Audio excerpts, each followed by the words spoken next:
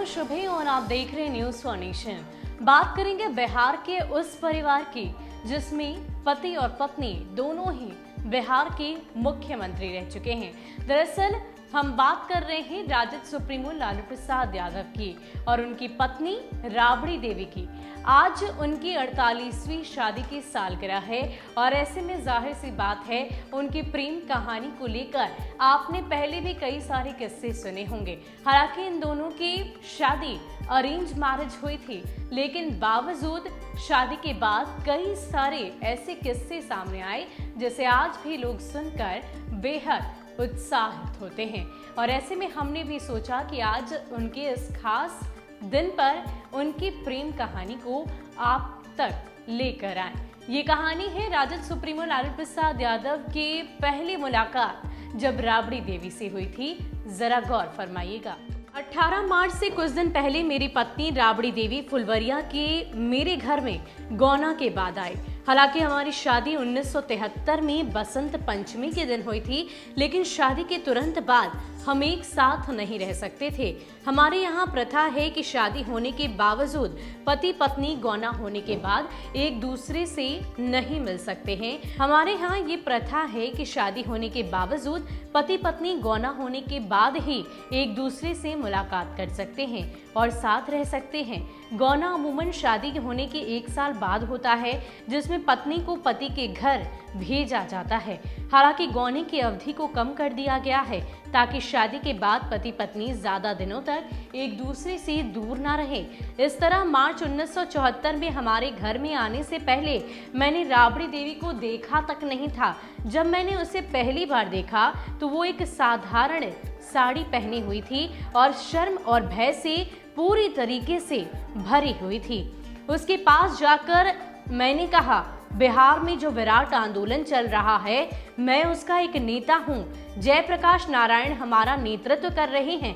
मुझे 18 मार्च से पहले पटना पहुँचना ही होगा। अगर मैं समय पर नहीं पहुँच पाया तो मुझे भगौड़ा या बिकाऊ घोषित कर दिया जाएगा।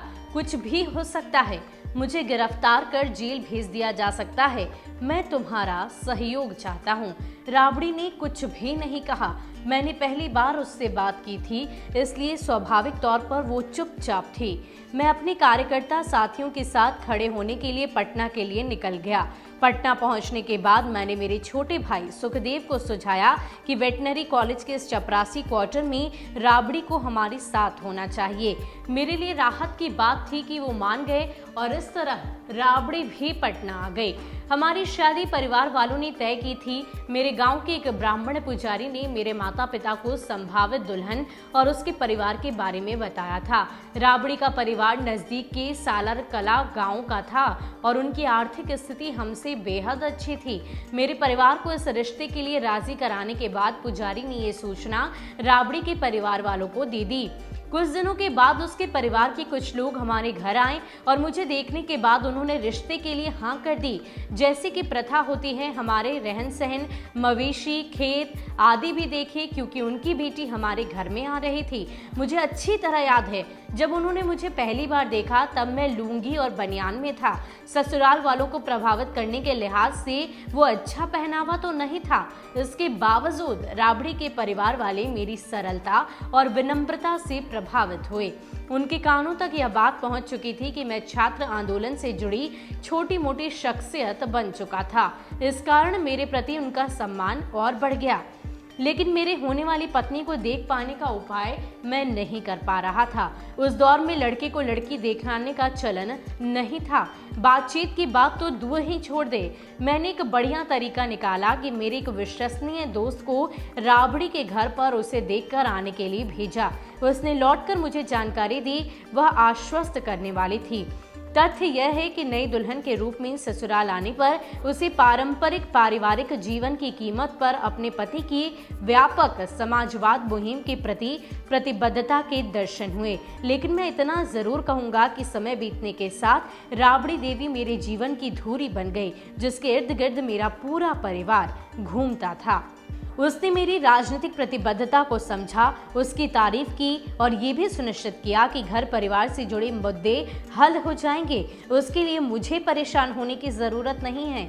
पत्नी, माँ और अब एक नानी के तौर पर राबड़ी देवी रिश्तों के हर पैमाने पर इस तरह खड़ी उतरी जिसकी मैंने कभी कल्पना ही नहीं की थी। तो ये कहानी खुद राजद सुप्रीमो लालू प्रसाद यादव ने अपनी जीवनी में लिखी है और इसी कहानी को हमने आपके साथ साझा किया, जिसमें साफ तौर पर राजद सुप्रीमो लालू प्रसाद यादव का कहना है कि आज राबड़ी देवी वो शख्सियत उनके परिवार के लिए बन गई है जिनके बिना उनका परिवार अधूरा है, चाहे एक माँ के रूप में हो, चाहे एक पत्नी के रूप में हो, और आज वो नानी भी हैं। ऐसे में वो हर रिश्ते के पैमाने पर इस तरह खड़ी उतरी जिसकी कल्पना कभी भी राजद सुप्रीमो लालू प्रसाद यादव ने नहीं की थी।